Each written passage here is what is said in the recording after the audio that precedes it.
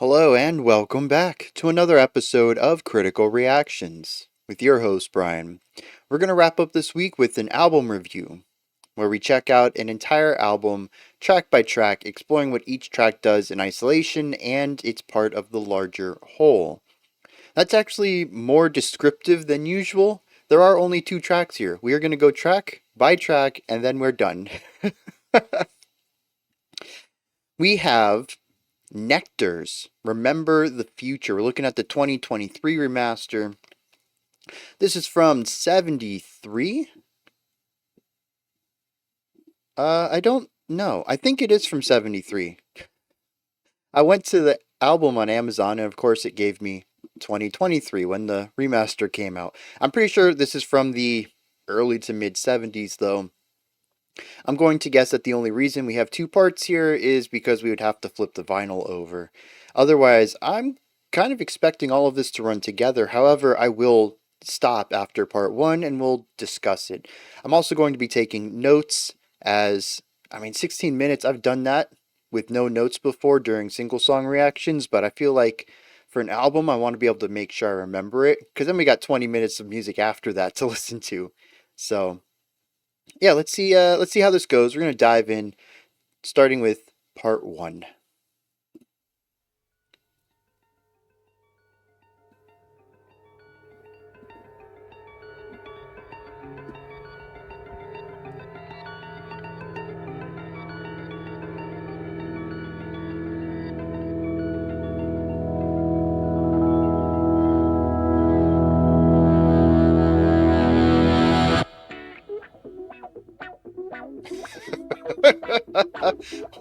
What?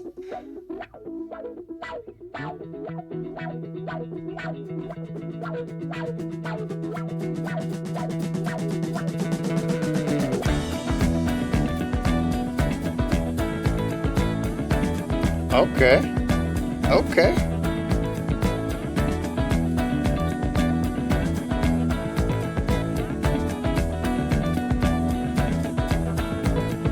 Take a trip back in time. Life evolving, growing higher. Not just space, the bluebird sees. In the sea, the new domain.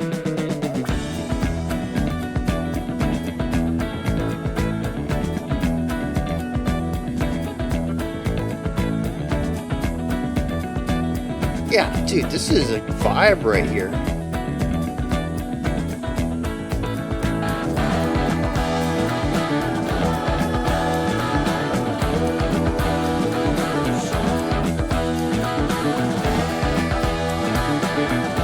Lots of drive, lots of energy from pretty much everyone. Very rhythmic guitar work. Came on land, face to wave, grasping hands, thinking kill, never ran, lived in caves, enter man.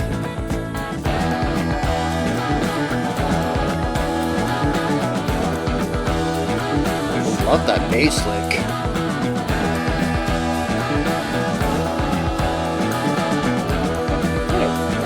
Trumpet over there?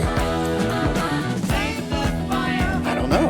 prophesy, length of day, and height of sky. Made his tools, chased his wheel, then progressed, he built the wheel. Okay, so we had verse, chorus, verse. I was expecting a chorus again, but we were breaking from that. Let's see where we take this.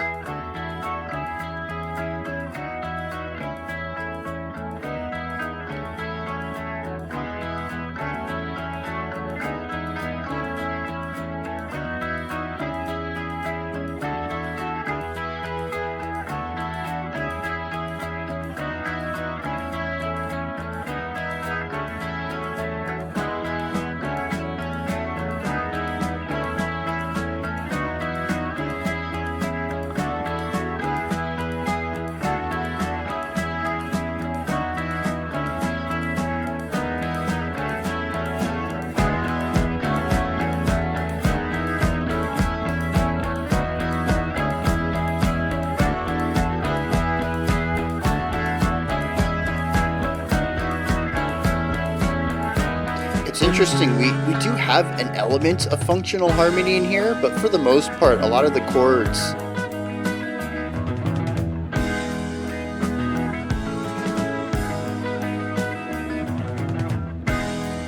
rest, tension, rest. Okay, but in the last section, it was just rising and falling down the key.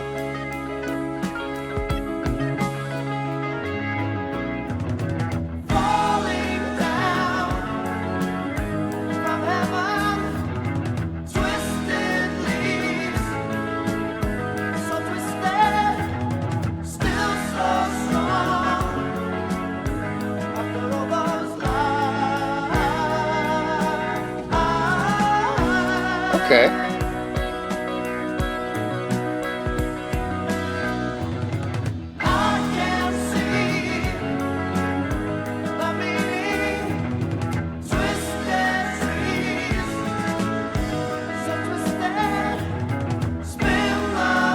So this is fun. This is 16 beats. We're in 4/4.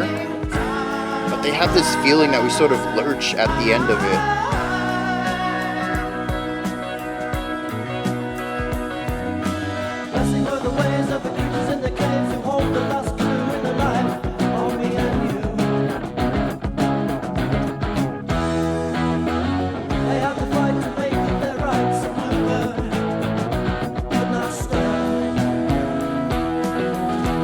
Okay, so we have like some classic rock here.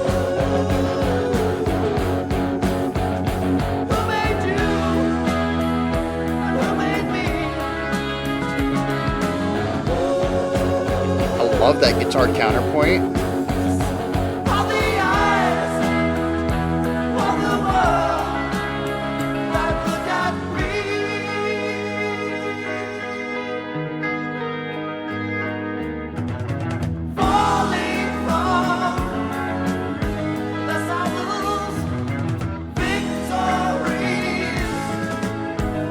I love this.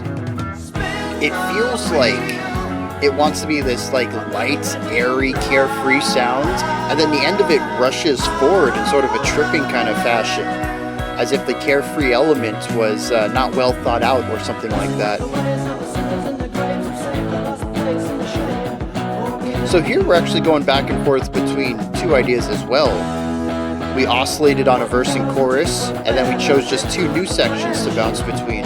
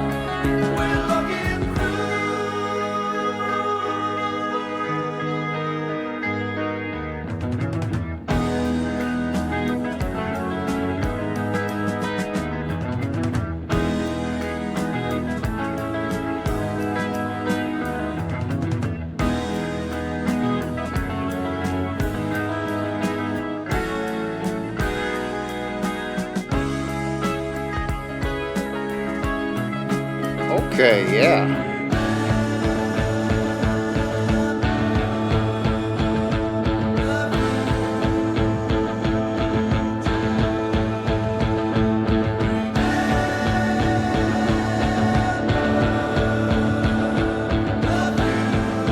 These gorgeous harmonies.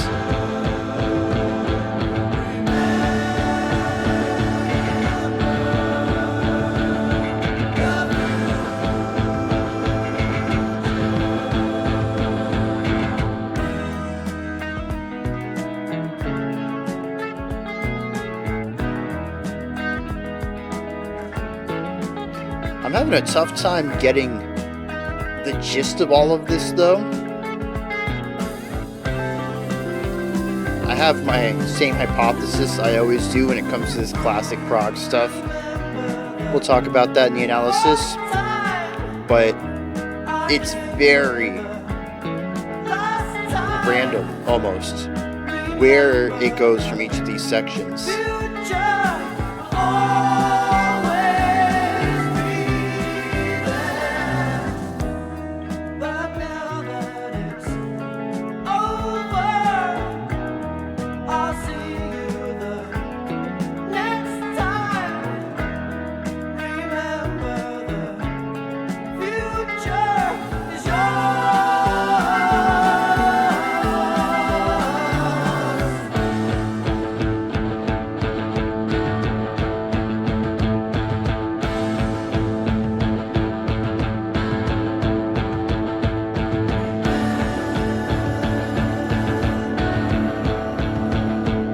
Here we've shifted away from the moving chordal stuff, from the dual chords, to just one chord. This section, and the last time we heard it too, it's very monolithic. It wants you to focus on this one feeling. And the tension gets relieved. I think both times we've heard that, we've gone back to this really light, chill sounds.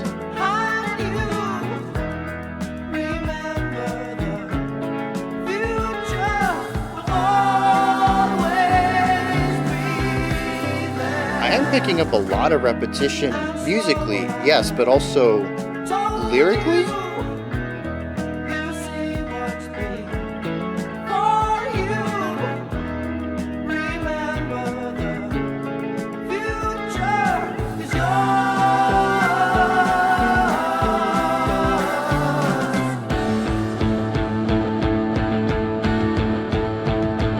It's interesting how close the tempos are in all of these sections too.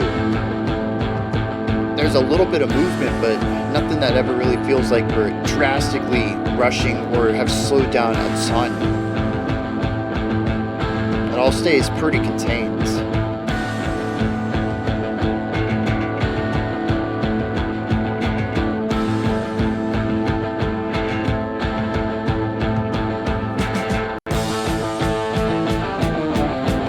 Okay, we finally got to evolve this idea into something.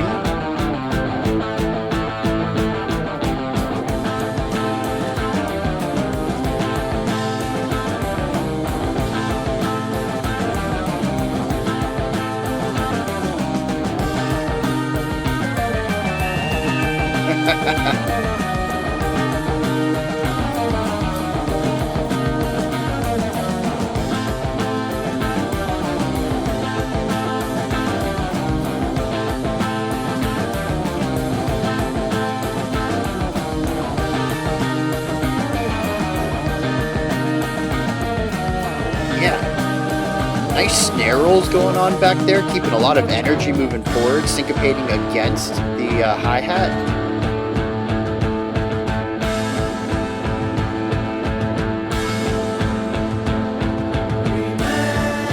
Back to this.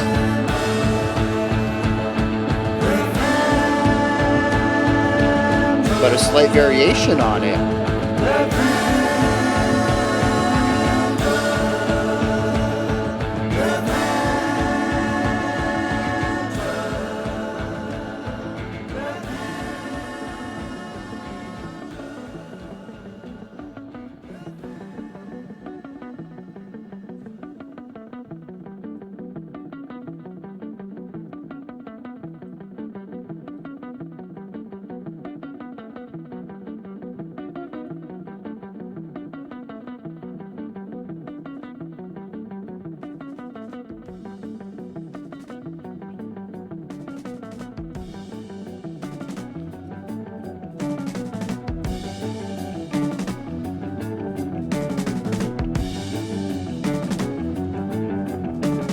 Okay.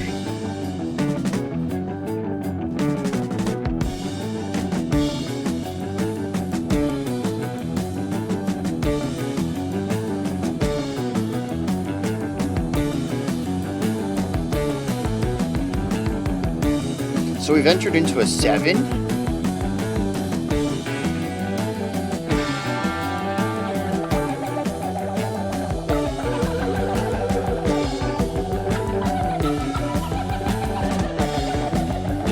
Into a 5.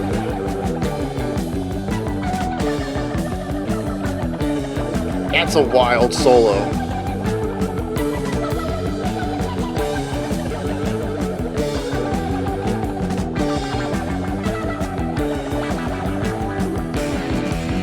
I don't know what that guitar was trying to tell me. I don't speak Warble.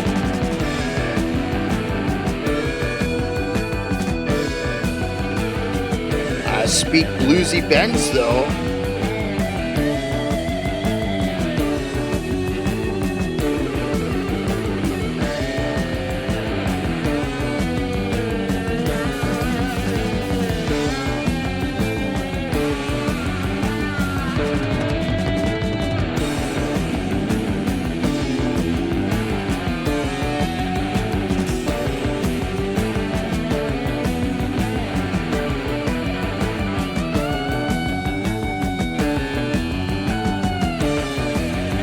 Just this cyclical thing over here.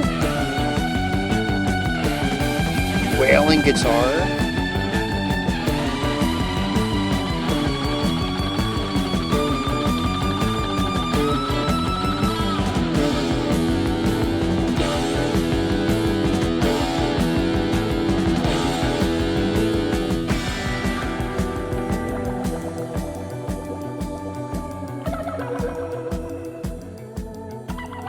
Triplet feel on a 4/4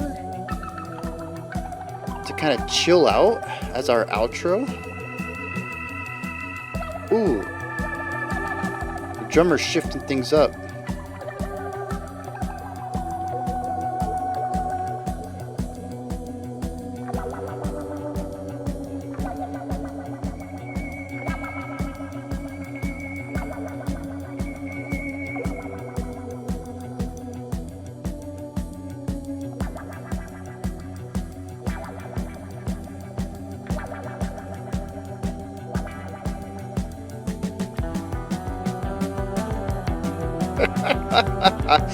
What?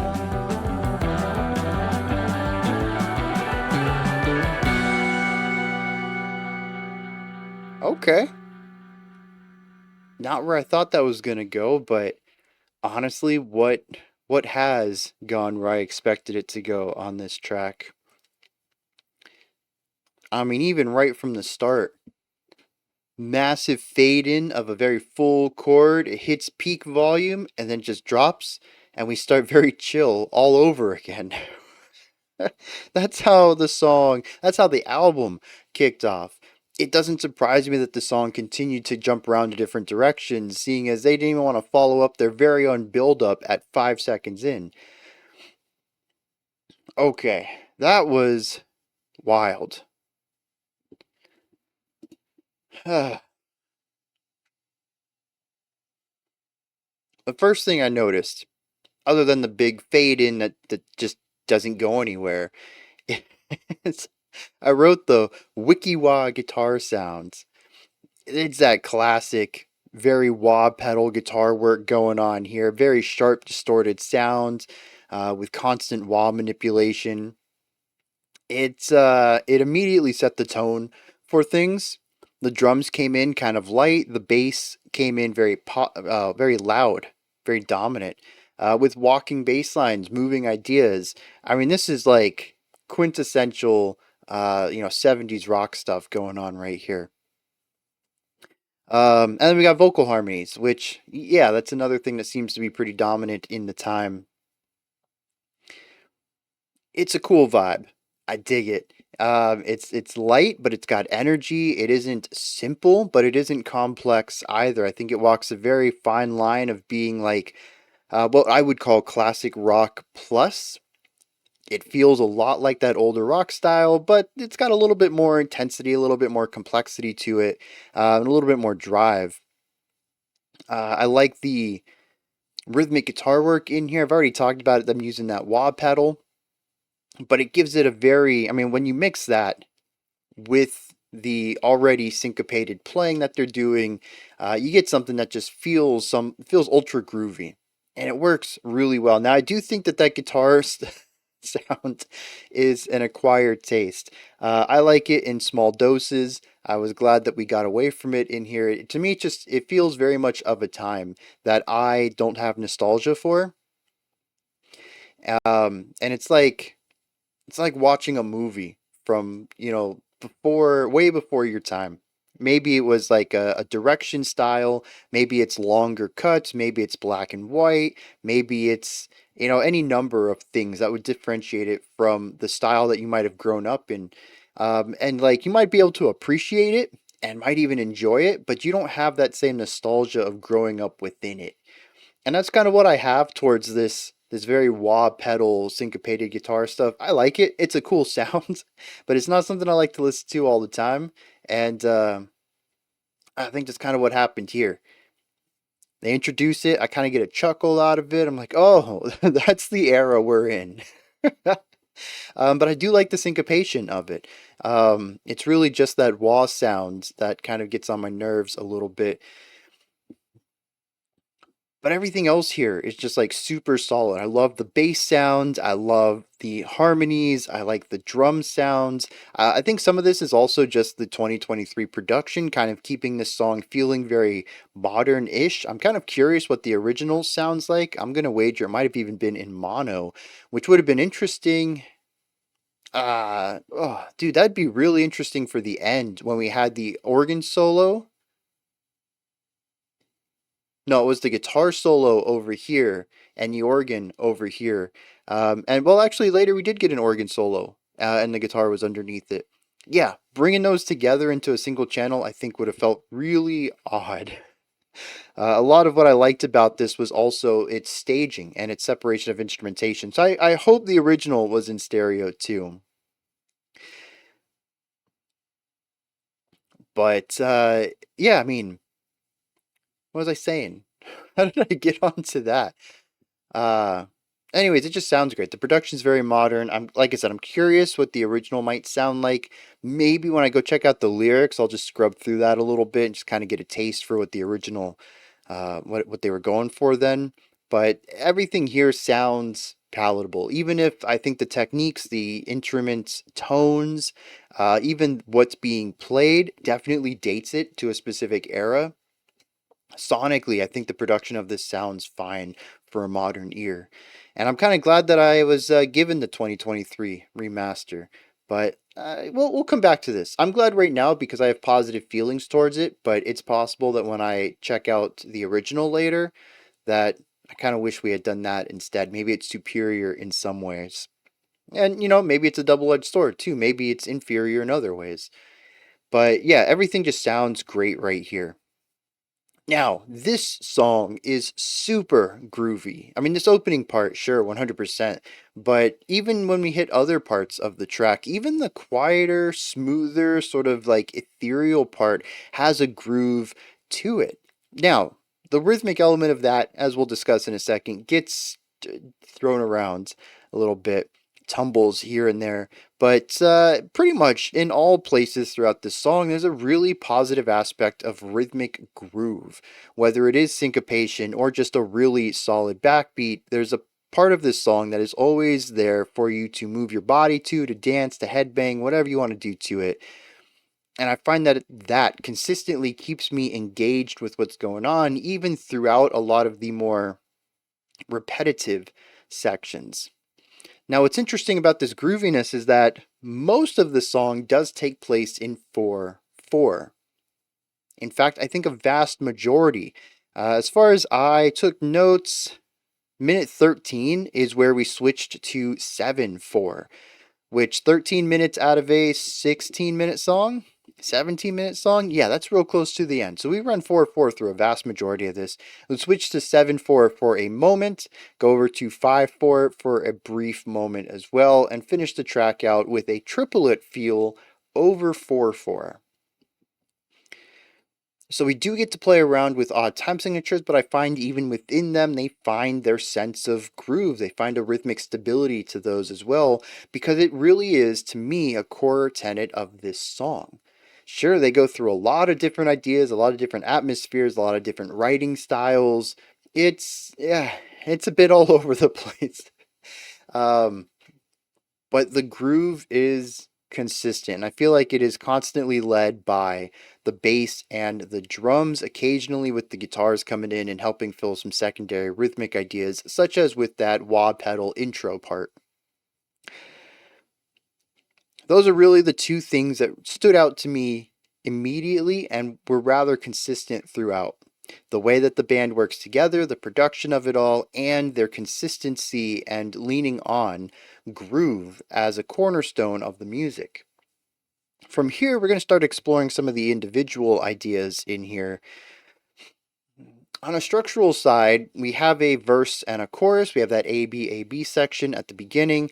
We repeat those 3 times. Well, 3 times for the verse, 2 times for the chorus, and then we switch over to a new section. I was pretty interested in this. This is the light and like free kind of section, and then we pair it with something with a little bit more drive, and we bounce back between those two ideas. We have a C and a D that oscillate. From here, I lost track of the structure entirely. I think we did this a few times, maybe like 3, but there was also an E section that got snuck in here too that was sort of a midpoint between the C and the D. A little bit more of the groove, but still being a bit freer than the D section is. And then from here, we just started to bounce around between A, B, C, D, and E. Like I had mentioned, around this point in time, I have a real hard time finding the structure to any of this. What section comes next feels random, and at a certain point, we just stopped introducing new ones, and we just start recycling all of the 5 that we've done in, like I said, to me, it seemed a random order. There were certainly rhymes, patterns that I would notice. If we had a C section, we went into a D section. If we had that remember the future part, that one monotone idea underneath, and then the huge vocal stack saying the title of the song, that always went back into the C section, that really gentle, freeing part. So that was a pattern I picked up on. But other than that, like, I have no idea when I don't even really know when sections end. I feel like they're all generally 16 bars long. It feels rather close to when we transition ideas. But even then, it was like, is this the repetition where we transfer over? Nope, we're gonna do this. We're gonna do this thing again. Okay, I'm obviously haven't caught on to this yet. And it creates a song that feels very topsy-turvy, very maze-like to me, where it feels like you're always taking turns, you're always going somewhere new, but the environment always seems the same. It feels like you're getting lost even though you might be on the right track. Everything looks the same, but you don't see the exit in sight either. It's a hedge maze of a song. And that's a really cool thing to work around. There's a lot of ways you can adapt that thematically with lyrics. And remembering the future, I mean, the future's ahead of you. It hasn't happened for you to remember. This sort of, what's that word? It's an impossibility. It, I mean, yeah, we could absolutely have this feeling of being lost and finding things that we remember, but there's a little bit of a variation in there, huh? That's not exactly how I remember it. And this sort of returning to things we haven't been to before captures this idea of remembering the future rather well. Now, the lyrics could go in a very different direction on this. I'm going just based off of the title. But this feeling of being lost and confused, but always kind of feeling like you know where you're at, just not where you're going. Yeah, I think we can tie that into the title well, and the song does a fantastic job of introducing and leaning into and continuing to force that feeling onto me throughout. Now, we have a harsh transition in here, moving from our third A section into the first C section. Here we introduce a sort of classic rock vibe, gives something that feels almost pop rock at times, but like pop rock of the 60s. It is very simple, very digestible. It kind of abandons some of the more complex elements, both harmonically and rhythmically, that we explored in places, and just presents a very straightforward, no frills rock style. This actually pops up again closer to the end of the song, and I don't know I don't know how to interpret this because we just we just do it. We were playing this other thing harmonically, melodically, rhythmically, totally a different idea. We immediately, beat 4, we're here. Beat 1, we're in this other idea. And then from there we transition pretty hard into that C idea. I think most of the transitions in here are fine. I wouldn't say that there are a lot of fluid ones, but there aren't too many jarring ones. But transitions like that are very jarring, and it makes me wonder why they're put in. And this kind of takes me to my next idea here. I had mentioned earlier that I had a hypothesis of why I couldn't explain any of this, whether it's the structure as a whole or some of these more jarring transitions. It's classic prog rock. We talked about this last week when I brought up, or when we discussed Beach Boys with the Smile sessions. And in that video, I talked about how they also had jarring transitions throughout, and how I related that back to a lot of prog rock that came out around the same time. That maybe it was just more common or more acceptable or more standard for the time. Granted, we still have a lot of harsh transitions in prog, current prog metal. I think current prog rock, I feel, took a very different direction than classic prog rock, and it tends to be more atmospheric focused, and so it tends to focus more on fluid movement of ideas too. Or maybe it's just that my favorite prog rock that's come out since I've been alive tends to focus a bit more. Maybe it's confirmation bias. I've been exposed to more fluid prog rock, so I assume that that's the standard state. Um, but it just feels like it was a very different climate back then, and there's so many bands, and I've levied the same criticism towards all of them, that the transitions are just too harsh and the ideas don't mesh well. And so I'm putting that on Nektar too. But at this point, I don't really want to use it too much as a criticism, but more of an observation that this was just the style of the times and that this is a product of its creational atmosphere. I don't necessarily enjoy it. There's quite a few sections in here that I'm just not a big fan of, and the general maze-like feeling throughout this song doesn't help with that either. I like individual sections. I really think this could have been condensed down quite a bit. I'm hoping the lyrics sort of justify the length, but musically, I did not feel too much of that, especially with all of the jarring ideas, the jarring transitions going on. But at the same time, I'm trying to keep it in the back of my head that this is what was, I assume, popular at the time. Because a lot of bands were doing it. I'm just not the audience for it. Maybe I would have been if I was alive back then as like a teen or 20 something, maybe even a 30 something. I wouldn't have known any different, I suppose. But it is something that I'm not too big of a fan of with this one. Now,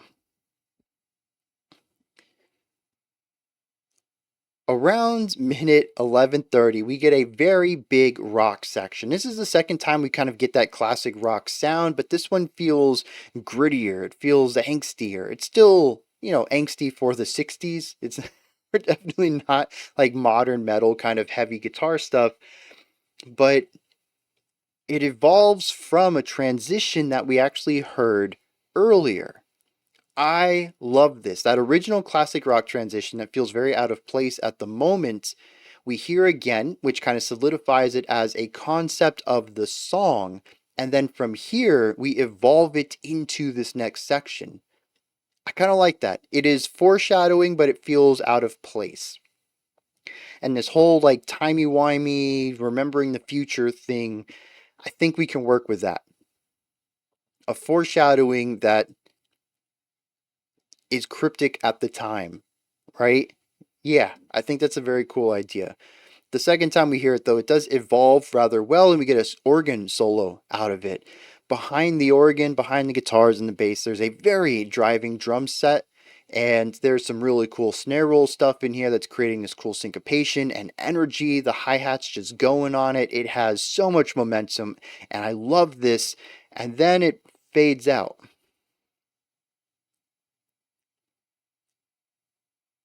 And we get something else. Wait, no, it doesn't fade out. It builds into the final time I think that we have the remember the future idea. That single line and the vocals like remember the future or something like that. I don't remember the rhythm. But instead of getting that massive vocal stack, we get the first vocal. And when they say remember, as they begin to say the second vocal comes in and says, remember, we have a canon going on here. It's where multiple instruments play the exact same melody. Well, in this case, harmony, but they're staggered.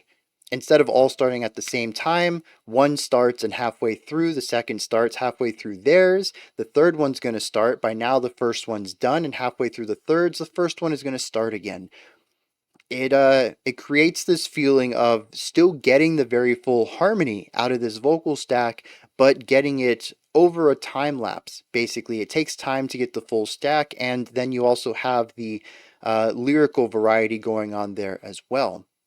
The other cool thing is that we get harmonic variety, because normally you hear all of these chords together on beat one, but now you're hearing the second harmony being played over the second half of the first harmony's melody line. So we're getting new triads here too. It's just a very cool idea. I loved hearing it. And again, it kind of captures this idea of time and timelessness, and just sort of the past is the future.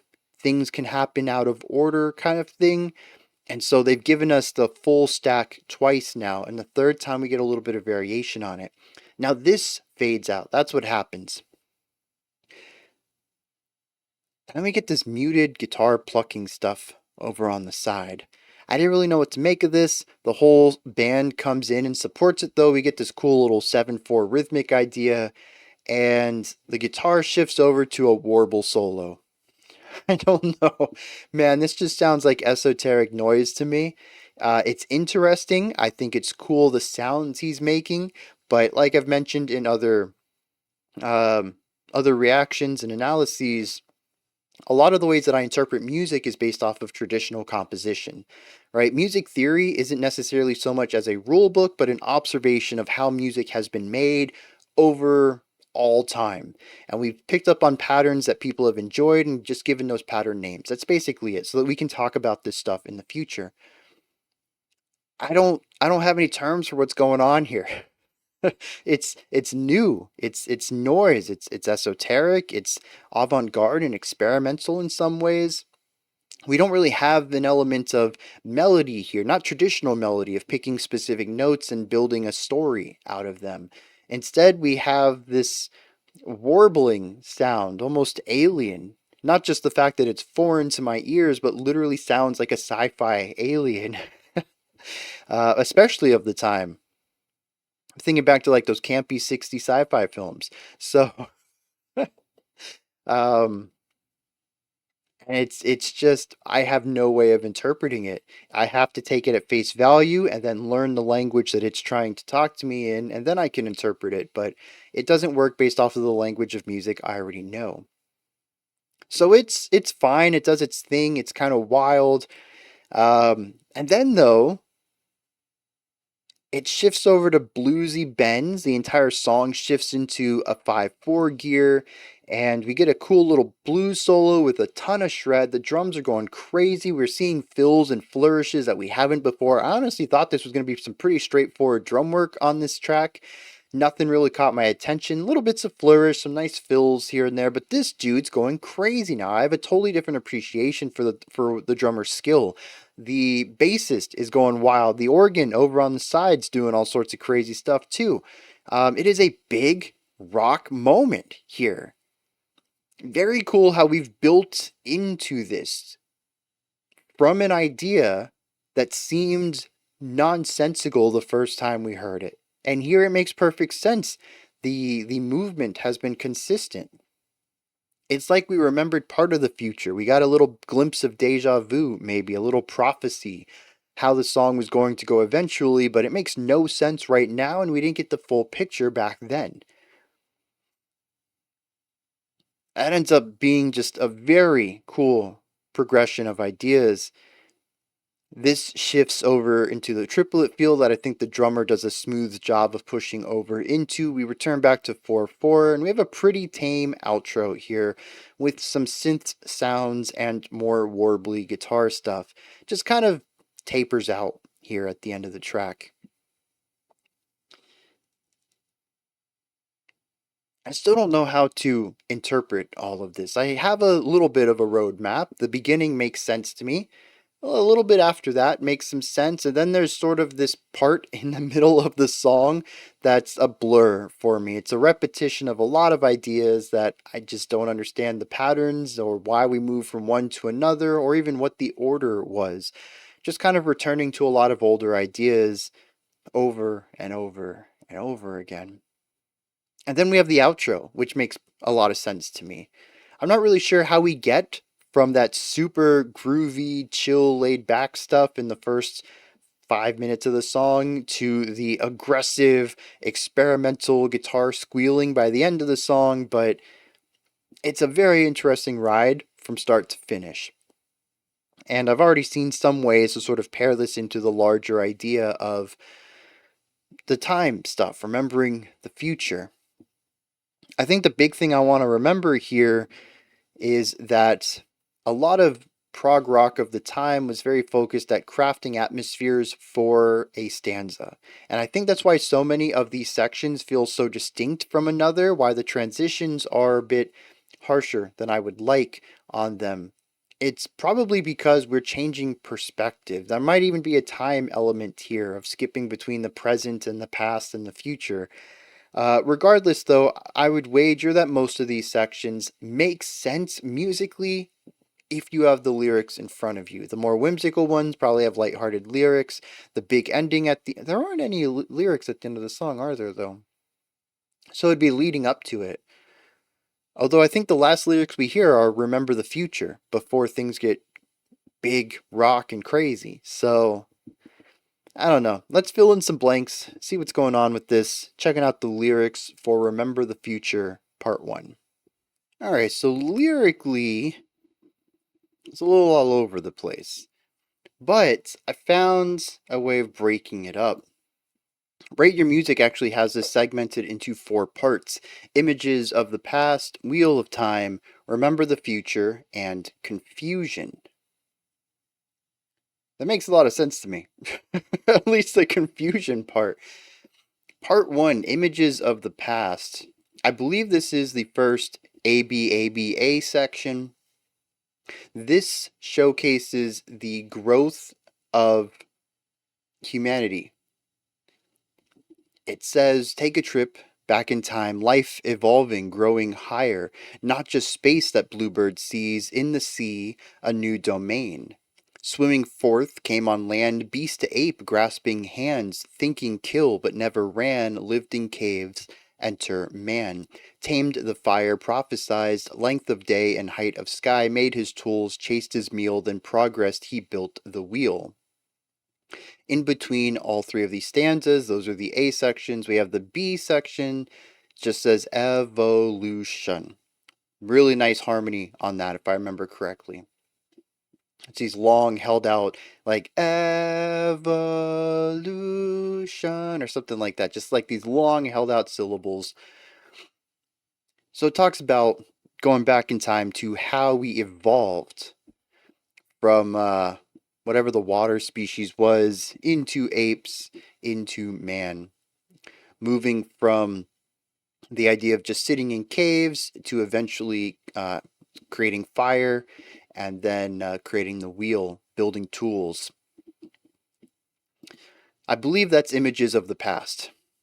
This next section is what I was referring to, I believe, as the C and D sections. This is called Wheel of Time. This makes a bit less sense to me, and it jumps back and forth between, well, let's just get to it. Falling down from heaven, twisted leaves so twisted, still so strong after all those lies. But lies is spelled out, Lies. Says, I can see the meaning, those twisted trees, so twisted, spin the wheel of never ending time, never ending time. Basically, what I can see here is that there's a lot of branches, paths of how things can go and evolve, how time can take us. There's a ton of them, and all we can do is spin the wheel and see where we land. I think that's what it's trying to say. We come back to this one more time. It says, falling from their saddles, victories, lost battles, spin the wheel of never ending life, life this time. Once again, though, talking about actions and repercussions. We just have to see how things play out. Between these, though, says, blessed were the ways of the creature in their caves, who hold the last clue in the life of me and you. They had to fight to make good their rights, and Bluebird could not stir. That's the second time Bluebird gets name dropped. I don't know what it is. It says, who made you and who made me? Whose are the eyes of the world that looked at me? I'm very lost at this point. There's an element of, I don't know, trying to figure out how we got here from where we've come from before. The line, they had to fight to make good their rights, could be about how we have over time had oppressors that we've had to overthrow in order to have better rights as people. After this says, blessed were the ways of the sinners in their graves, who saved the last place in the shade for me and you. I think this is talking about how people might have been labeled sinners at the time for some sort of blasphemous idea, but that they wouldn't be sinners today, that all they've ever done is made it so that life can be a little easier for us now. They have saved a place in the shade for us. Once again, who made you and me? Whose were the eyes of the world that looked at me? I'm very lost about that and the whole Bluebird thing. Next is the Remember the Future passage. These lyrics are just remember the future over and over and over and over. There is a couple of unique lines throughout this, though. It says, I came here the last time, remember the future will always be there.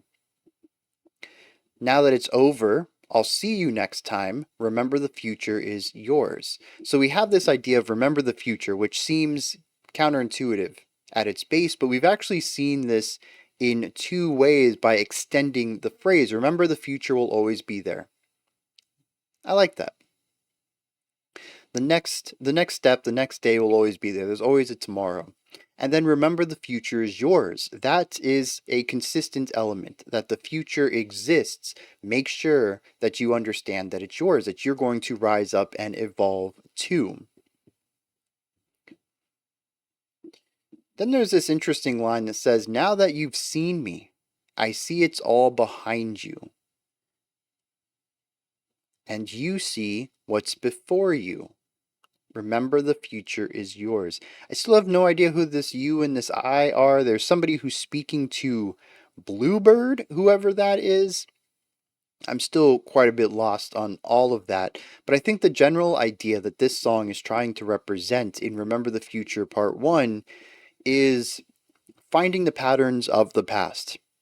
Remembering that those patterns will continue on, that we have always evolved, we have always grown, we have always been better than we were yesterday. It may not always come at a low price. It may not always be a constant linear growth up. There are battles that we have to fight. There are times that things are going to look a bit down, but you have to fight to make good your rights, just as the people who came before you did. And so through all of this, remember that now it's your turn to fight for the next generation to be better off. You need to fight for your future. Remember that your future is yours. It's a bit obtuse in places, but I think that's generally the message of it, and I can get behind that. The music is wild at times, to put it mildly. And I don't necessarily know that I feel all of this in the musical ideas, but I do get a concept of sort of a little bit of feeling lost throughout all of this, trying to conceptualize the entirety of sort of existence in general, but certainly the human existence, and trying to conceptualize that and pocket it down into a single idea of perseverance for betterment, and applying that to your own life to ensure that someone hundreds or thousands of years down the line can feel the same way about what your era did, to ensure that their era is better off than yours was. It's a neat idea. It's an idea, and it's wrapped up in something that feels like it's a little extra to that too. So that's kind of neat also, even if I'm not really privy to what this second layer is, who this bluebird is, and how they relate to our narrator and all of this, and this concept of, who's looking at you, who made us. Like, I'm lost on all of that, but I think the general topics here, they're solid. And I can dig what they're going for with this. With that said, we're going to dive into part 2 here. This one is over 20 minutes? No, 1902. So just a little bit longer than the last one. There are more parts to it. Oh, I forgot too. There is confusion, which doesn't have lyrics. That's the big rock noisy part at the end of the song. That's like super driving, and there's the warbly guitar solo and all that stuff. Um, I mean, if something called Bluebird contacted you and said, "I've seen everything that came before you and everything that comes after you, and you better plan to make things right," I think I'd be confused by that too. I don't know what this being is. So that's interesting. There are 6 parts to this one: returning light, questions and answers, tomorrow never comes. Interesting phrase for an album called Remember the Future, and someone already saying that the future is inevitable. What was that line? The future will always be there. And then Path of Light, Recognition, and Let It Grow, which seems like a really great way to wrap this up thematically, putting some tension in there and some uncertainty, and then ensuring that the final message is probably something along the lines of let things get better.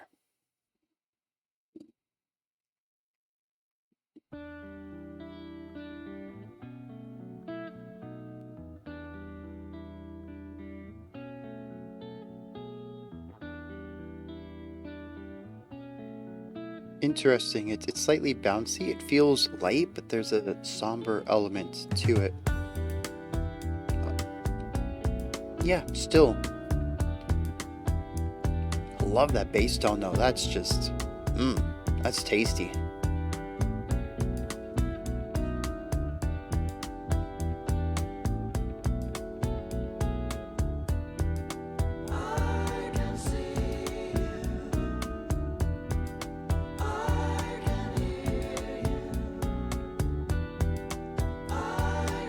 Why does this sound familiar to me?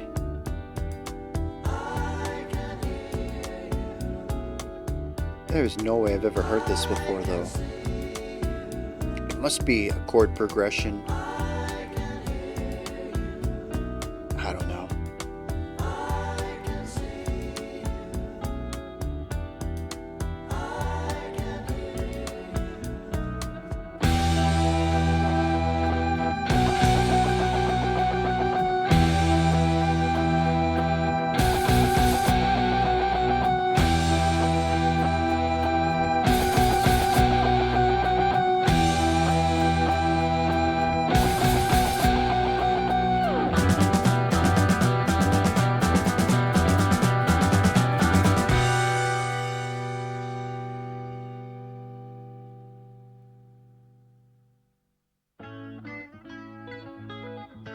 Yeah, so many changes around here.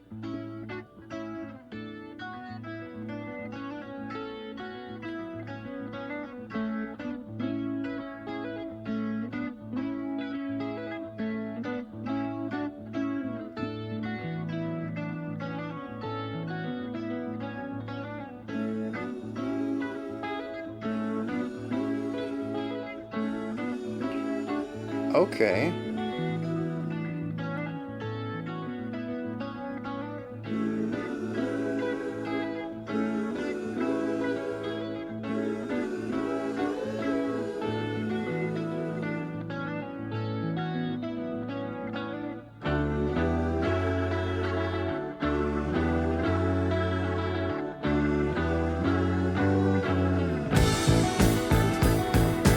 That bass is much louder. Jeez.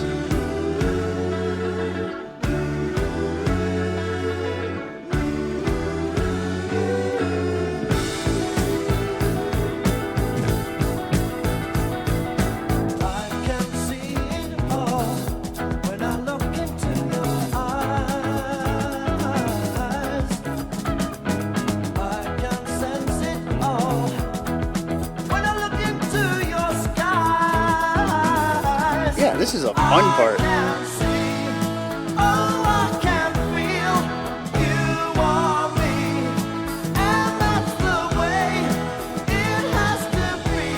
I like the emphasis coming from every instrument. That ba ba ba ba ba ba. Yeah. Everyone join in on that. Nice way of punctuating that idea before bringing it back.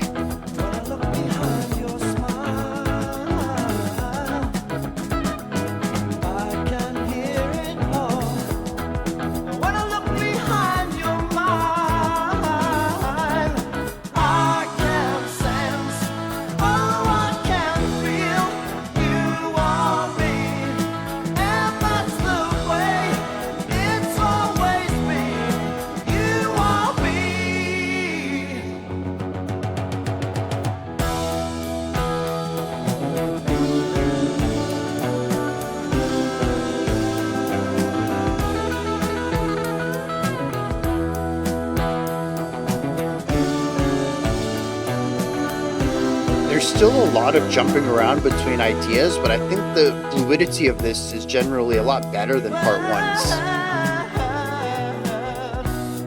I mean, even just that, having the fade out into this with the bass still being powerful, solid way to bring the energy down. What do you feel? I feel everything. I see life, I see stars, and I can't care for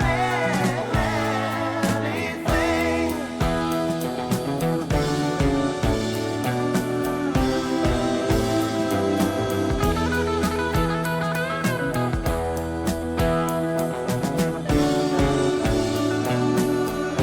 Putting that bluesy guitar stuff on top of this, like, more neutral feeling. I dig it. I'd even say there's a little bit of wistfulness to this at times, a longing for something.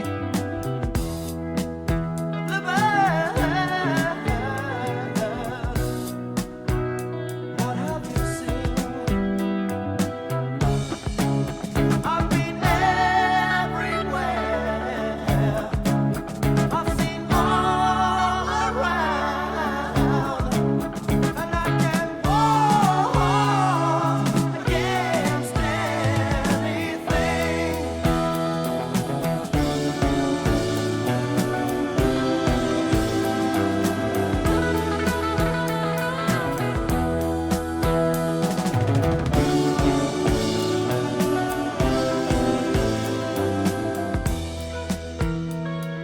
So far, we're getting kind of close to the midpoint here. A couple more minutes.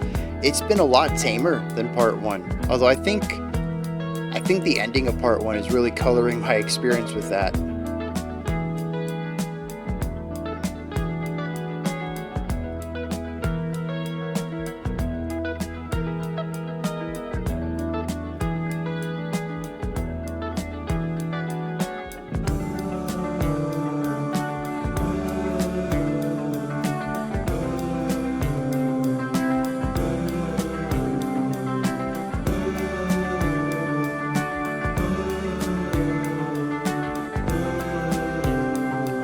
We're starting to see more of that ornamental guitar work. a lot of the guitar work lately has been sort of vamping rhythmic ideas of chords, usually a palm muted chord. And we're still seeing staccato notes here, but it's a lick.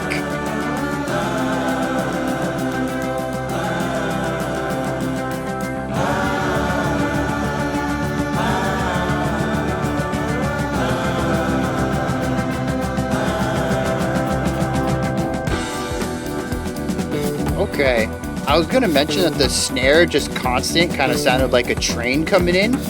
We got this busting energy here though, so that makes sense.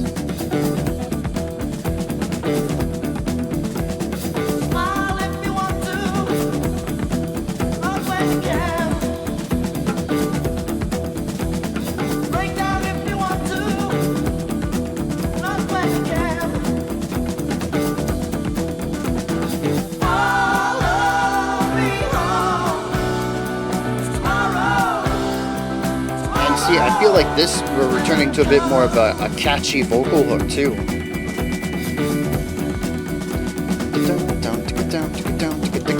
We also have shorter, catchier instrumental stuff going on this side of the album too. You say tomorrow will never begin. Follow me home. Today is tomorrow. Yesterday.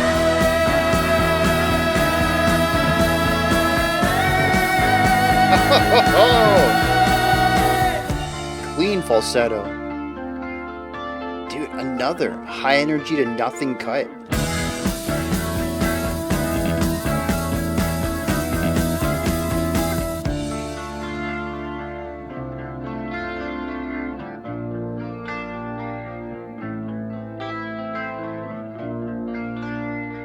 We're gonna do it again though, cause that whiplash.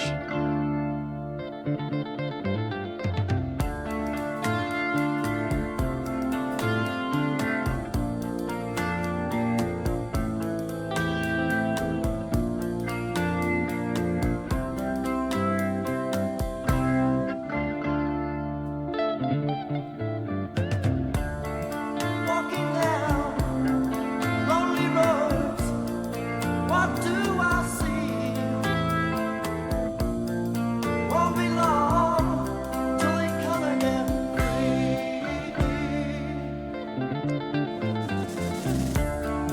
Name your place, name my tune. Where will we be? The arpeggiation on the guitar is really nice here, Won't be long. having a bit of width to the chord and movement without being too expansive, but not sounding static either, like we've heard in some other places.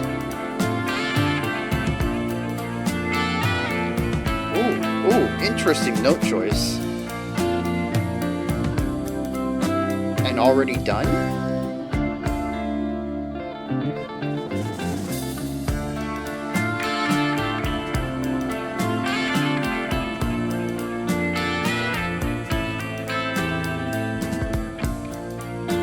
That was a very interesting, quick 16th note bass kick there. Subtle tempo shift, that's fun.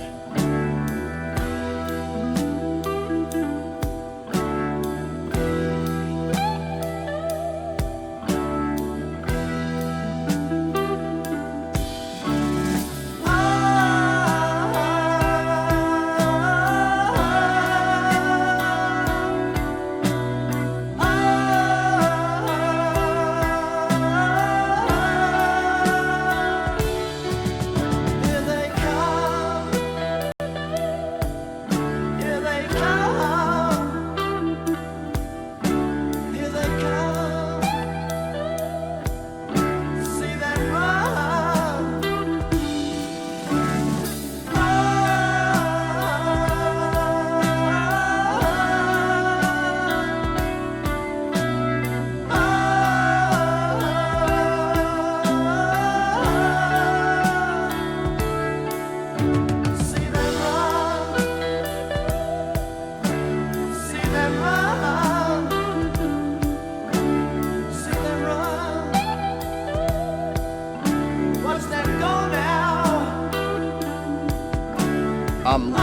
this guitar work. The little ways that it sounds like the guitar and vocalists are just conversing back and forth.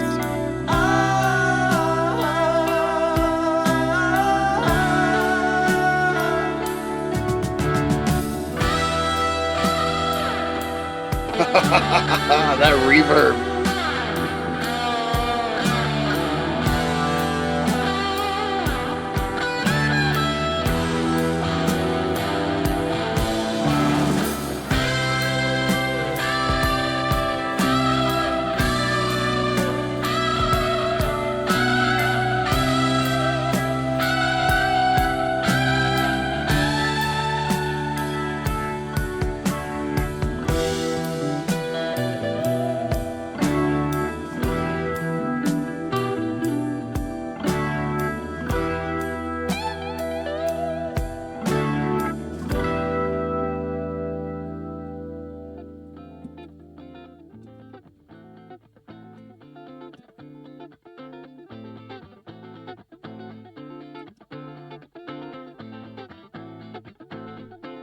What's going on here?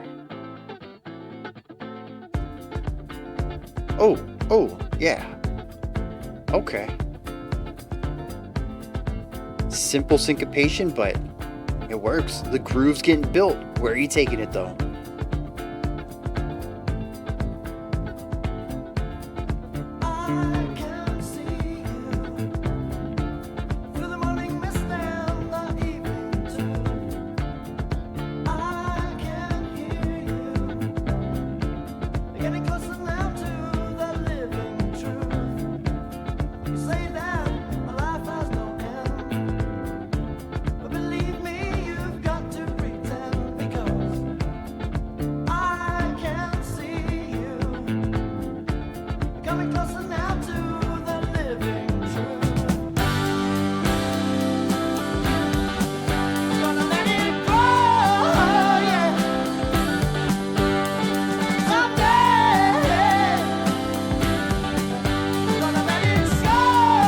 We've actually seen a lot of this shifting accents from downbeats to offbeats in order to create something that feels like it's constantly shifting, feels like it pushes against that 4/4 groove.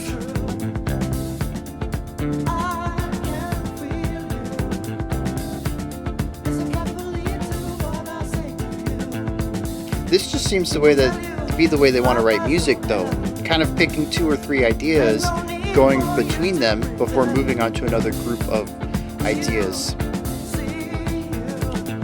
Because there's a lot about how this song feels to me that's similar to Movement 1.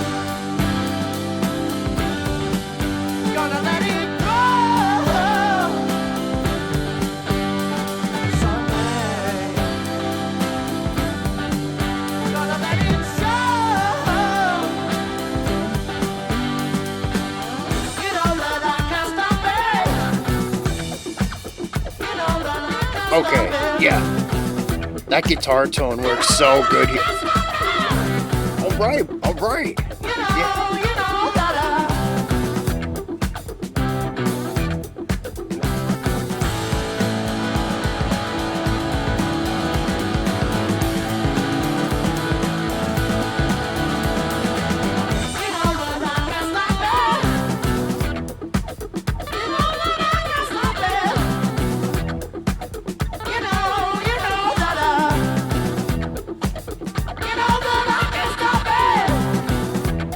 Interesting. 3 bars of 4 and a bar of 3. A 15-beat phrase. Just the full 4 bars of 4 cut down by 1 beat.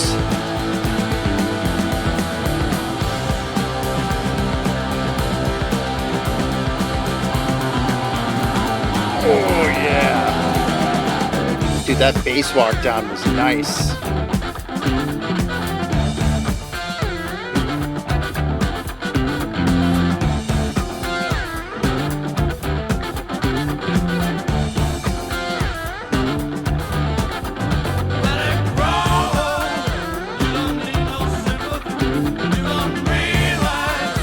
Yeah, okay. Why am I getting a ton of Kiss out of this?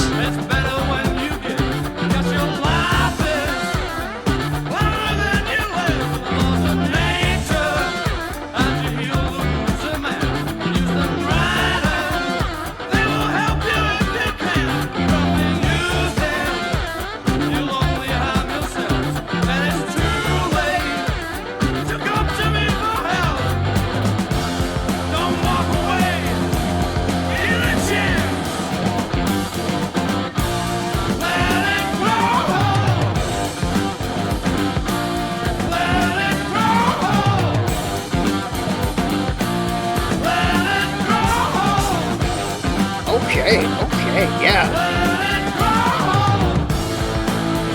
We gonna keep this up to the last minute?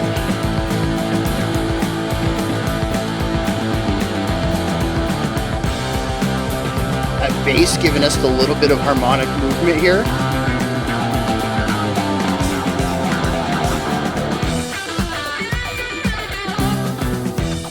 Ooh.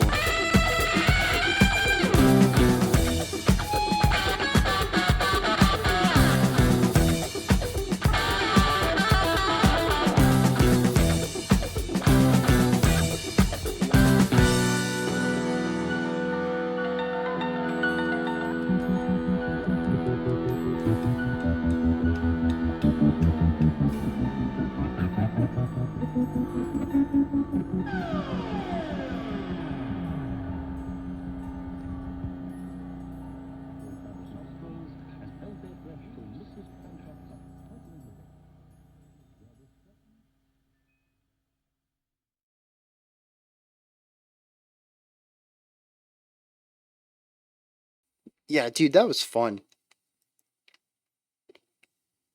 It also feels really quick. I know we don't normally check out albums that aren't 60 plus minutes in length. Um, but I mean, we're 80 minutes into this, 70 minutes into this, and we're already finished with the album.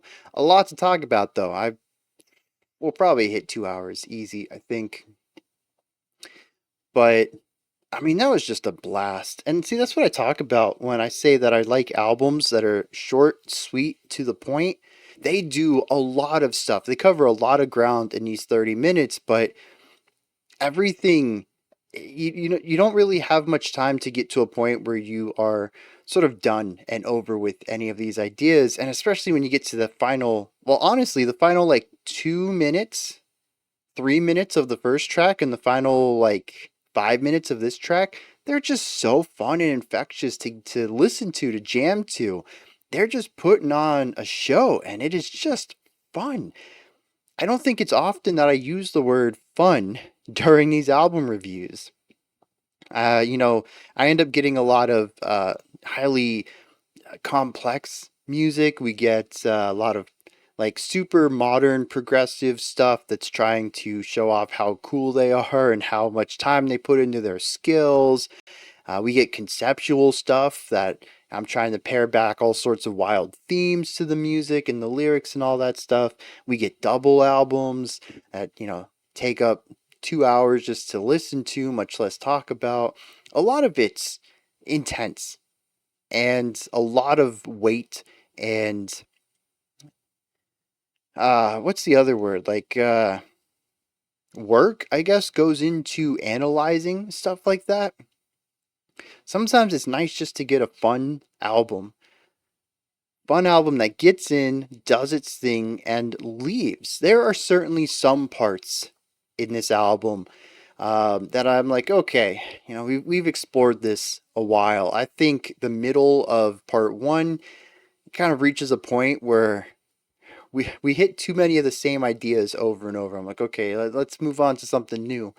And this one, I think there was somewhere in the first, I don't know, 8 minutes or so. All of it is very similar in that it's all light, almost ballady stuff. It makes minor adjustments throughout, but it's a series of very similar ideas with these pointed, spontaneous explosions of energy that we don't stick around with too much. Sort of like that odd, rough transition at the beginning of part one. They sort of foreshadow what we're going to get to towards the end of the track, but they don't really make a lot of sense there. And so after almost 8 minutes, maybe 9 minutes of very solid, consistent, low energy ballad stuff, I was ready to have a contrast to that. And they absolutely sold on it, but I probably could have done with one or two less repetitions somewhere in that first half. So it's not like I'm totally sold on the pacing of this, but even at the parts where I felt I was getting a little wary of what's going on. Weary. Yeah, wary is to be afraid of something. Weary is to be tired. Anyways, after it started to wear on me a little bit, it really wasn't long until we did change to something else. I think that part of it is just going to be me being a modern audience, and as much as I hate to admit it, probably having a much lower attention span than people did in the 70s. So, I mean, as usual, my tastes for pacing are subjective as everyone's are, but here I think there's that added caveat that mine are definitely subjective since there's a good 30 years between release and now, and music has changed a lot over those years. But even, like I said, with that, they move along pretty quickly. I'm not left in that state of wondering when the next thing happens for too long. And, you know, it went over real quick. I was actually surprised when part one ended. And I was like, oh snap, I gotta start doing analysis, right? Like I kind of have a vague idea of how I want the conversation to flow, but I wasn't ready for it to be over for some reason. It didn't feel like 16 minutes, and I'll say that this doesn't really feel like 19 either. Although the final 30 seconds is sort of like sci-fi noises, so probably closer to like 18 and a third, maybe like that.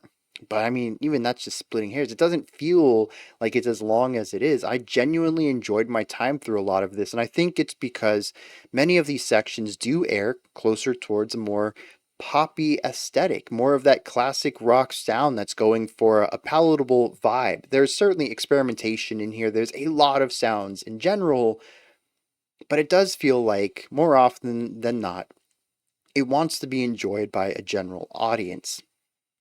And we can see a lot of that in this opening part of part two with, I don't even know. I was going to start naming like sections, but other than Let It Grow, which is the end big bombastic rock thing, and obviously you can hear the lyrics say "Let it grow" or something along those lines. Like, yeah, I know that that's "Let It Grow." The other five sections, though, I have no idea where they sit. I was trying to compartmentalize things along the way, and I don't know. But this first 8 minutes or so, I think, is a pretty standard ballad idea. Granted, the jumping around between some of the different ideas and the interjections of high energy moments, they are definitely a bit more experimental or progressive, but the sections themselves, I think, lean towards more poppy ideas. More classic pop rock. Where should I put this? To me, it sounds poppy, but I don't know. Like at the time, was this considered popular? Was this a counterculture in some way? I don't know. To my ears, this is very palatable, though, very digestible. So to me, it feels like pop is the right word to use, but I might be wrong with that. But we're focusing on, I mean, a lot of the opening here is focusing on texture and atmosphere. The drums are very light in most of it, definitely not a lot of complexity. We don't have a lot of those strong vocal harmonies. It really focuses more on solid melodic hooks of a single vocalist, sometimes two. Occasionally we get that stack, but it's not like the first track where I felt like the stack was more common than anything else. And the guitar just kind of sits in the corner and does its thing, usually chords, sometimes texture and atmosphere. It's all very groovy too, even despite being a bit lower tempo and chiller, more moody in places. There's still a fluidity to the rhythm. It isn't downtrodden, it isn't trying to weigh you down and make you heavy. It's just trying to lighten the mood a little bit, get away from that high energy stuff for something that feels low energy both in tempo and atmosphere. I think, as I mentioned, there is even a little bit of wistfulness to this, a wanting of something, maybe even something from the past. I don't know. But there is a little bit of a negative down tune to the emotional set here that I think, if nothing else, even if they're not going to use it emotionally, does bring the energy down even further than the tempo and general tones of all the instruments do. Much of this opening 8 minutes feels super palatable to me because they continue to do all of these. And I think another large aspect of that is the fluidity of the song. Again, there are random jumps and peaks that come out of nowhere and we leave them quickly, but for the most part, not even just the opening 8 minutes, but much of this track has a fluidity to it that we don't really see much of on part one. It's sort of 50-50 over there, where over here in part two, it's more like 70% fluid, 30% rough. And I really dig that. Even something as simple as fading out an idea to transition into a lower energy section feels like a massive step up from just playing loud and then having the volume drop instantly. But beyond that, we also have musical ideas that carry over between lines. We have evolutions of ideas where maybe we'll start with this riff and then we will put a variation on it, which helps put more focus on the guitar so that they can take center stage in the next section, which is a guitar solo. The drums introducing rhythmic ideas for the next rhythmic pulse or time signature, a bar or two early to get the listener amped up and ready for this next rhythmic change. It's little things like this that just make everything flow. And it puts everything together in a way that, at least to me, feels more cohesive. And I think the general consistency of energy throughout this section adds to that. Like I said, there's like 4 or 5 different low energy, ballady kind of stuff going on in here. Some are a bit more bluesy, pulling out those guitar bends and going for that wailing guitar sound. Others are a little more funky with their rhythms, but the general idea here is to kind of keep the energy lower than the rest of the album. And that's that one sort of atmospheric consistency is sort of a glue that helps hold everything together, that when paired with the nicer transitions makes it feel like a single consistent idea. It is a full paragraph that's being read to me rather than a series of sentences pulled randomly from different parts of this novel. We also have one thing that I would have totally forgotten about if I didn't take a note down on it. The intro idea that starts kind of low energy and then we have that big punch up. When we come down from that and settle on pretty much the main tone for the rest of this opening is actually a variation of that first idea. This concept of taking something we've already played and writing a new part to it is something that shows up quite often in here and is something that helps the repeating ideas feel like they evolve a little bit more than I think they did on part one. Like I had mentioned, there's a structural thing at play here where it feels like each section of the song sort of bounces between 2 or 3 different styles. So like Images of the Past had that opening A and B section, Wheel of Time have the C and D, and basically it plays one and then it plays the other, then bounces back, goes to the other. I do think there was an E section in the Wheel of Time part, but I'd have to go back and really map that out. I see a lot of the same thing happening here. It's kind of what helps me map this out a little bit more, knowing that each section typically has just a couple of recurring ideas. Maybe variations, maybe modifications, maybe passing off of an idea, but as long as I can hear a similar rhythm or lick or even iconic melody, so a nice strong vocal hook, I can associate it with that. And when we get to a new section that feels like it has a vocal hook to it that's different, oh, we're probably in the next the next bigger idea on this song. It is, I think, a blessing and a curse, a little bit of a double-edged sword. It helps keep many of these sections isolated. It's like when I'm thinking about part one, I can very easily think of what Images of the Past is like, what Wheel of Time is like, because they sort of have this oscillating concept going on. But I also think that it makes for a song that doesn't feel as adventurous as I think it wants to be at times. Although, I guess the counterpoint to that is that Remember the Future, the third section of part one, made me feel like I was in a maze, and it was also just a handful of ideas bouncing around between each other. So maybe it's really not that big of a deal in the long run. It does help cement or segment the songs, though, because the catchy melodies from Images of the Past, for example, that evolution line is something you're never going to hear again. And I think that's a bit of a shame because there are some very cool parts in some of these sections that I would love to be called back to later. We don't really get any of that in here, though. Not even on part two. If there's an iconic thing that I heard, and I feel like we've moved on to a new part of the track, we're probably never going to hear that again. And I find that to be a bit of a shame, although I do feel like the song constantly grows and gives me new things to adore. So, again, maybe it's not that bad. It does make the thing feel more linear, though, than anything else, which is probably accurate and a good way to go for writing a song about time. Although, remember the past, it makes time fun rather than a straight line. Maybe it would have been cool to pull back some of these ideas. Now, one thing that I really love in this opening section, the last thing I'm going to bring up before we start diving into the middle and end, is this concept of creating this almost wistful atmosphere. It's low energy. It feels like there's some wanting or longing for something in here, just a feeling of not having a place or not knowing where you should be or something like that. And pairing it with this super bluesy guitar, tons of bite, tons of bends, really emotive, sounding like the guitar is wailing. Now, granted, usually this is used for blues, which is like super sorrowful, really bringing a powerful type of negativity to the song. And I think it does that here too, where the atmosphere of the music tries to go for something a bit more neutral, negative. This really pulls it down and escalates and elevates that feeling of lost or whatever, wanting, longing, whatever that negative aspect is.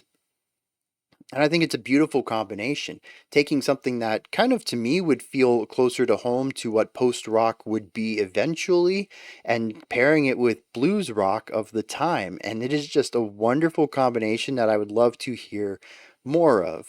Now, for all I know, it could be a very one trick pony, and really, after I've heard this, I don't need any more. But as of where I am right now, I don't feel like I got enough of it from the beginning of this song.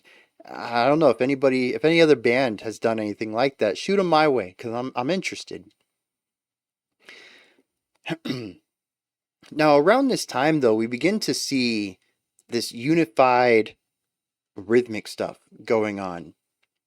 I don't know what this is supposed to symbolize, but it is the only time in the entire 35 minutes of this album that I feel like the entire band consistently and consecutively showcases this recurring rhythmic pattern where the entire band, the drums, the vocals, the guitars, the organ, the bass, all of them are playing this one pattern.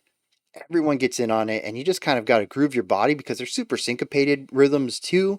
We're seeing a lot of alternating downbeats and offbeat accents, creating that level of groove to it. And the rhythms themselves change too, much like we oscillate between different ideas in many of these sections. We have patterns that are tied to specific ideas that we're oscillating. So we're going to get this pattern a couple of times, then we'll get this pattern a couple of times, then we'll go back to this one, and maybe there's a third one that gets thrown in, and back to the second one, back to the first. And so I don't know how to interpret this, but it stands out so much to me. Nothing else, even after this point, we don't really have this sort of unification of sound. I think the closest thing would probably be the vocal harmonies from part one. Just having this, all vocals are doing this one massive stack. And we get some of that in here too, but like I said, most of part two is focused on this sort of melody driven vocal work, going for catchy hooks rather than beautiful chords.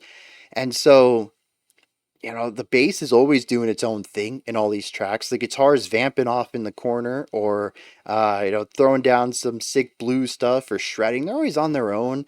The organ's typically on its own. Although later on in the song, we do hear that phenomenal, like falsetto vocal center. And it was an electric guitar right playing the same thing. And he's just matching these high pitched guitar hits. I thought that was pretty cool. A nice point of unification there. But otherwise, a lot of this song is about everyone doing their own thing and being building blocks themselves to create something larger than the whole. Or sorry, larger than the whole.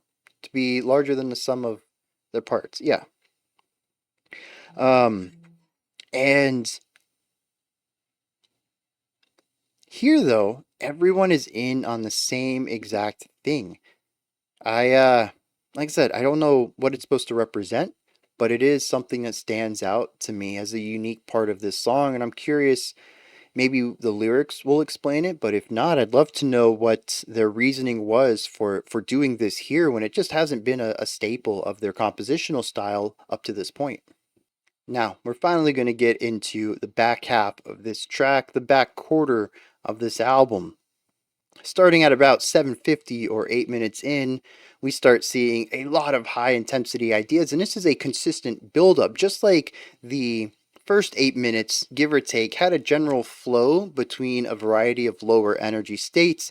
We are going to see a constant rise in energy to continue to hit new peaks. Rather than crafting a single atmosphere, we are going to build up an atmosphere of tension and power and energy. One way that they do this, which I think is interesting, is to have a series of short ideas and patterns. Before, I used to be able to rely on a bass guitar with a solid 4-bar phrase, or an electric guitar that feels like it's constantly doing new things. There were, well, even when the guitar was vamping, doing short staccato hits on top of a chord, that was still like a 4-bar chord progression. But in the back half of this track, we begin to see more and more short 1-bar riffs from the bass, from the guitars, even from the drums. We see less and less fills and flourish coming in, and more just tight, short patterns. I don't know what to make of it necessarily, but I do think it's interesting that as they decide to build this energy, they've gone from these longer ideas into shorter, loopable concepts. But I do find that it builds a lot of energy too, because with a larger idea, it takes more time to go from rest to tension to resolution. In a 1-bar phrase, it happens like that all the time, constantly. You're always rest, rest and tension, and rest and tension. It happens faster. And I wonder if that is felt subconsciously on some level. There's also an element of speed, I think, that might come from that too, where in a larger passage, you might be able to feel out the length of time it takes. Now you're getting that in a much more condensed area. The shifting between rest to tension is faster, and it feels faster than, even though we might not have any tempo changes going on. What I find interesting is that moving from this idea, which we do revisit quite a few times, so much of this back half is built on this idea, it almost acts as a bit of foreshadowing as we ramp the energy up a little bit and stick to gorgeous melodies and removing an element of harmony, which was already sort of missing already, but really taking that even further and focusing on a series of isolated melodies. This also feels in contrast to everyone working together on those rhythmic ideas. Now we're back to a series of individual instruments all doing their own thing, helping to build this larger whole. From here, we move into some phenomenal bluesy guitar solos. I loved every single one of these. There's so many of them, and they're just great. Well, most of them. There is one time when a guitar just kind of comes in center, super loud, does a couple of things, sounds like it hits a wrong note. Maybe it's just a spicy note they chose to put in, and then they dip out. It was like 2 bars, and they're like, yeah, you know what? Someone else take over, and the organ does take over, and then the guitar comes back in later and chooses that same spicy note, which makes it sound a bit more intentional. But it's still an interesting choice. Everything else has been sonically consonant. We haven't really had a lot of dissonance in here at all, and then this guitarist purposefully chooses the same note twice. That is just, it clashes hard with the key that they're in. And I don't know why. Um, but every other guitar is just like this solid, bluesy wailing with strong melodic writing, very tasteful, some shred every now and then. And just a lot of forward momentum to them, just really pulling me along as the listener through these feelings, through these atmospheres, and bringing me closer to the end of the track just by following along what they're doing. The bass is doing some sick stuff around this point. The organ's doing some sick stuff. The drummer's starting to add some intensity, and it's really growing on this. Around minute 14, this is where the end begins. The next 4 or 5 minutes, give or take. This is just all of that fun funky, high energy, punchy stuff. I love it. If the song, which I'm not going to say it was, but if the song were starting to lose me on energy and I was starting to get a bit drained listening to it, this is the part where it says, "Hey, wake up, bro. We got something going on here you're going to want to know about." And I think it's impossible not to just groove with it. This is a very fun ending to the track. And it's not just that there's so many moving parts going on. It's not just that the drums are starting to ramp up their intensity and we're getting to see some of that cool stuff that they were showing off at the end of part one. It's not just that the bass is continuing to do excellent bassy stuff or that the guitar is putting all of these wonderful solos in here. It's not just that the organ is not being just supportive anymore, but also running some counterpoint at times. All of this, sure, is what makes this intense and fun and groovy and all the syncopation going on and the high energy and the up-tempo ideas and just a full-on explosion of positive power. The vocals, I think, are what really sell what's going on here. Now, granted, if everything else wasn't there, the vocals wouldn't be able to be the cherry on top. Everything else is absolutely necessary here. But I really think that the vocals took this from like an 8 to a 9. And I'm glad they went with this direction. A lot of the vocals on this track have been very, for lack of better word, poppy. Very palatable, usually a bit higher range, a bit nasally. Just having a little bit of nasality to it, which is going to happen whenever you get a bit higher up in your range. We've had some straight up falsetto in here. This is where we kind of see a different side to all of that. First of all, coming into this section, this is where the guitar and vocals are doing their thing where they match pitch and the vocalist is just belting out these massive, like full air pressure falsetto things. I think it's actually mixed head and chest, but it's just such a high pitch that makes me think it's pure falsetto. Any of you vocalists out there, if you got a good ear for this kind of stuff, let me know what's going on there. So yeah, like as far as spectacle goes, the singer is killing it right here. And coming off of this though, the singer drops down into more of a chest voice, but really projects to the forward of the mouth and pushes this energy out in a way that feels very, I don't know. Who's the band that sings Highway Star? That's all I could really think of here.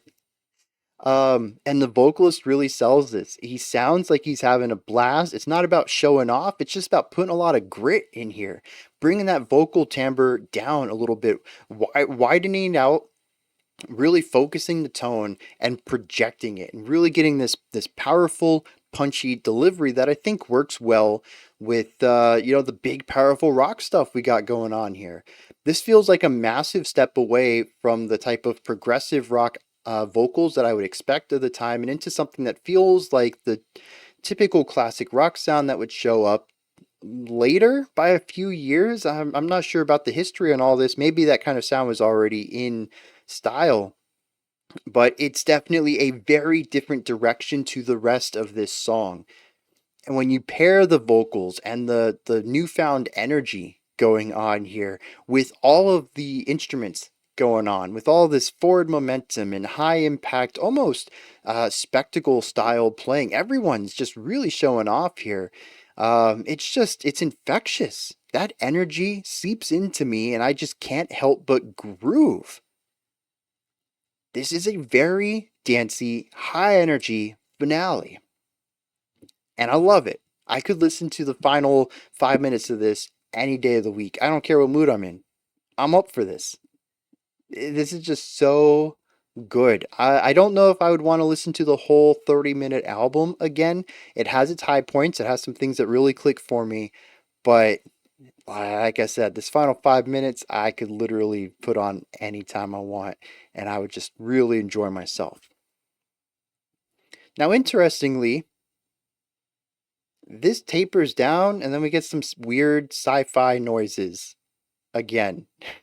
It reminds me of like that warbly guitar stuff from part one, but not warbly guitar stuff. This feels digital almost. There's like beeps and bloops going on, and I don't know, maybe they modified the sound of a radar blooping. I don't know. There's crazy stuff going on in here. There's hums, like low feedback resonation.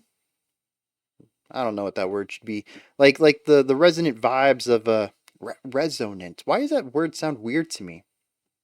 Resonating. We'll go with that. Resonating vibes of feedback. That's kind of what I feel in some parts of this. And then that just tapers off, and there's like this high pitched beeping or squealing or something off to the left side, and that only shows up for like a second. I don't know how to interpret that at all. Is this is that what Bluebird is? Is it an alien? I don't know.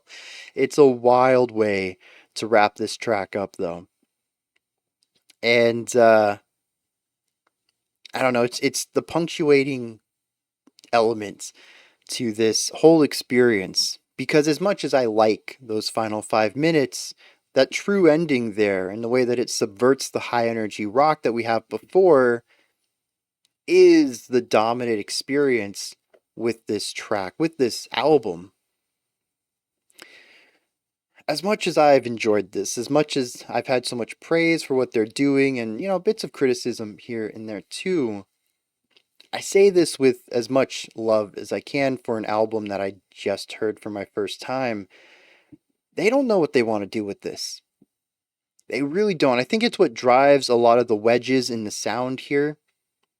Part 2 works this a lot better. I think in general it has more fluid movement between their ideas, but it is still very obvious, even on the surface, that this thing's all over the place. There's poppier vibes in here, stuff that reminds me of pop rock of what would probably be of the time, but I don't think I've ever heard pop rock from the well, no, I have, haven't I? When did Out of the Blue come out? That would have been around this time, right? 77, so a couple years later. Yeah. So they do capture some of that very palatable pop rock sound. They also have a lot of blues rock in here. The pop rock and the blues rock are an interesting combination. I don't know that they always work together, but sometimes it's quite ingenious, the pairing of the two. But there's also some classic rock. I kind of view this as different than pop rock. It's a sonic differentiation to me. One feels more rocky, even for the time, and the other one just feels more palatable, more focused on hooks, even though classic rock also typically has some hooky vocal parts in it. The organ in here, though, tells a different story to me, that says stuff a little bit more progressive. The variety of vocal ideas in here is also a bit more experimental. The vocal harmonies remind me of a lot of the progressive rock bands of the time, even in the more pop area. We're talking about like Beach Boys and Beatles, but also prog rock bands like King Crimson and Queen. Was Queen around in the early 70s? Again, like I said, my time frames may be off a little bit on some of this. I don't know who influenced whom, but the general idea here is that I feel a lot of elements in this that pull from various sounds in the realm of rock at the time. And instead of finding a way to smash all of it together to create a cohesive sound, it's more like, this is our pop section, this is our blues section, this is our more progressive esoteric stuff. That's the weird parts of the album.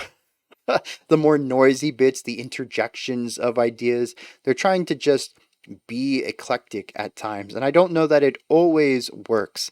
The parts in this album that work better for me are the ones that are a bit more straightforward and typically are more palatable and catchy. You may have found that during many of the typical sounds on here, I am grooving, and when they get a bit more odd with what they're playing, more stationary, more thoughtful about it, trying to discern what's going on.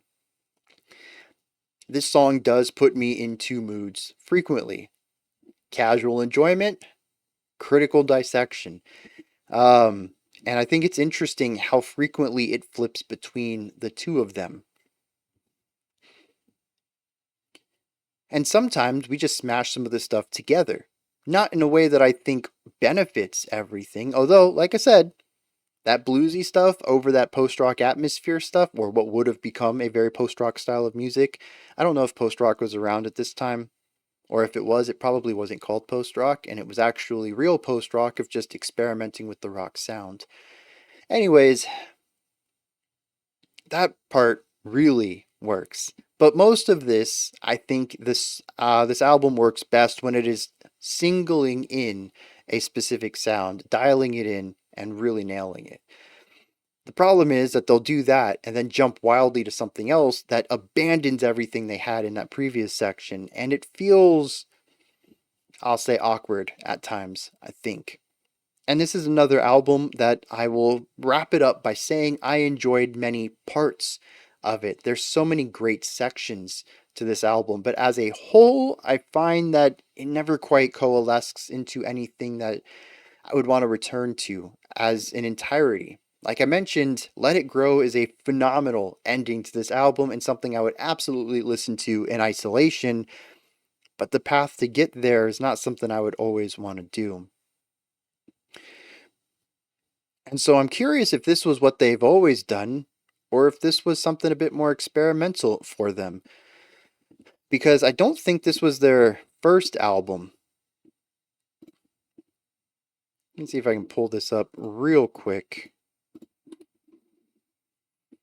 Yeah, no, this was their third, possibly. So they definitely had some time to, if they were already experimenting with all of these sounds, kind of lock in an idea. This might feel, to me, like a bit of a good old freshman try, being a bit more experimental. And some parts work and some parts don't, and they didn't have the forethought or the experience to know what should be cut or reworked on and what should stick with it. And they just kind of chucked everything in there, and so we get some hits and we get some misses going on. Makes me wonder how the rest of their discography works, as they released quite a few albums. And they're still kicking. They put out a 2024 album. Same kind of deal, 30 minutes, 4 tracks. Yeah. I wonder if it's all the same people, if they've had to replace some band members over the years, because I mean that's 50 years, man. That's a long time to keep a band going. Anyways, starting to ramble here about stuff that isn't super important to the music. Let's dive into some lyrics on this one and see where they take us there. All right. So, Returning Light is just our narrator seemingly talking to Bluebird again, saying, I can see you. I can hear you. I can see it all when I look in your eyes. I can sense it all when I look in the sky. You and me, that's the way it has to be, that you are me. Okay, so Bluebird is the spirit of humanity, I think, if I'm going to take this into that direction. It says, I can feel it all when I look behind your smile, and I can hear it when I look behind your mind. It's always been, you are me. Going into questions and answers, says, Bluebird, what do you see? What do you feel? Where have you been? What have you seen? And Bluebird just says, everything. I feel everything. I see life. I see stars. I've been everywhere. I've seen all around. Tomorrow Never Comes is interesting because this feels like a warning from Bluebird to our narrator. Based on, I assume, everything that Bluebird has seen here, he says, smile if you want, not when you can. Break down if you want to, but not when you can. Follow me home, 'cause tomorrow never comes. You stand behind me, fate in your hand. You say tomorrow will never begin, so follow me home, 'cause today is tomorrow's yesterday. So this idea that time is ever moving. Yeah, maybe tomorrow never comes, but tomorrow is just today. Today is just tomorrow's yesterday. Depending on how you want to view things, There might not they might not ever be a tomorrow, but there will always be a today. So do what you can now. That's kind of what I get out of it. So we have our narrator talking to the spirit of humanity, and he says, when I'm with you, or I think metaphorically, when I'm with humanity as a whole, I see everything. I feel everything. It's positive vibes all around. I sense it all. I can feel it all. This might just be an idea of the concept that the world ends with you. The more people that you get in contact with, the wider your horizon gets, as your views and experiences and knowledge can be expanded by those that you interact with. That if you choose to be a loner and to isolate yourself, then your horizon isn't that far away. You lack all of that extra knowledge and stuff that you could get from making friends, from connecting with people. And so here we kind of take that to the extreme. If you connect with everyone, you'll be able to understand and feel and sense everything. Now, here we move into Path of Light or Recognition. I'm not really sure where these two are. They sort of bleed together lyrically. He says, I walk down lonely roads, and it won't be long until they come again. He says, it won't be long until they crucify me. He says, here they come. See them run and watch them go. I don't know what this is supposed to represent. Maybe this is all part of Tomorrow Never Comes. I don't know. Apparently, though, our narrator is feared by those around him. They have come to crucify him, and when they find him, they run away. Probably in terror? I don't know. From here, though, somehow we get to Let It Grow, which is a vast majority of the end lyrics here. It talks about getting closer to a truth, that life has no end, that we need to let it grow, and we're going to let it show. So Bluebird says, come close to me and I'll tell you the truth. Listen to me when I say that your life has no end. He says, you know that I can't stop it. So we just need to let it grow. Because it's better when you give and your life is longer than you live. Again, looking at this as the entirety of human existence, if you look at just yourself, yeah, you only live as long as you live. But if you look at yourself as a part of the human growth and evolution, you're one small part of a very long chain. And I think this is interesting because it kind of matches stuff that we explored last week with John Frusciante's, I can't remember the name of the album. The Empyrean? Is that what it was? Where the end message was basically connect with people because you're just one small part of a larger whole. We're kind of seeing some of that here too. It says the laws of nature are to heal the wounds of man, so use them right and they'll help you if you can, but if they're wrongly used, you'll harm yourself and then it's too late to come to me for help. So do what you can to make life better. For yourself, for people around you, for people who won't come around for hundreds, if not thousands of years. He says, but don't walk away. Give it a chance and let it grow. And I think that's a beautiful album. I still don't understand the whole Bluebird thing. I don't even know if I'm right with this spirit of humanity concept. But I think the general idea here of realizing that humanity is not just you, it's not just the era you're around for, it's not just your generation or your history, but it's everything that came before you, that you are where you are now because of so many people in the past. And that eventually someone will be where they are because of your actions today. And a demand, not a request. It says, don't walk away. Give it a chance. Help plant the seed that helps humanity get better tomorrow. I'm not super stoked about all the music, and the lyrics are interesting in places, but I think the general message here is phenomenal, and I am totally on board for it. These are my thoughts on Nektar. They're Nektar, but because it's spelled Nektar, it reminds me of Reptar from Rugrats, the dinosaur that they watched on TV, and I want to call it Nektar. But obviously it's just nectar, like the drink. Anyways, this is Nektar's Remember the Future, specifically their 50th anniversary 2023 remix or remaster.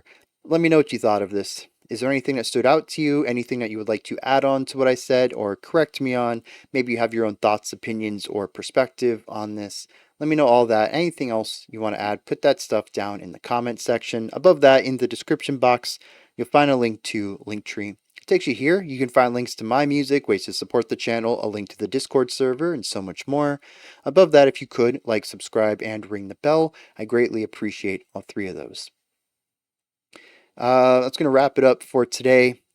I'll be back tomorrow, though, 5 p.m. Eastern Standard Time, 9 p.m. UTC, as usual. Until next time, remember to be critical, not cynical, of the music you listen to, and have a fantastic morning, afternoon, or evening, whenever you choose to watch my videos.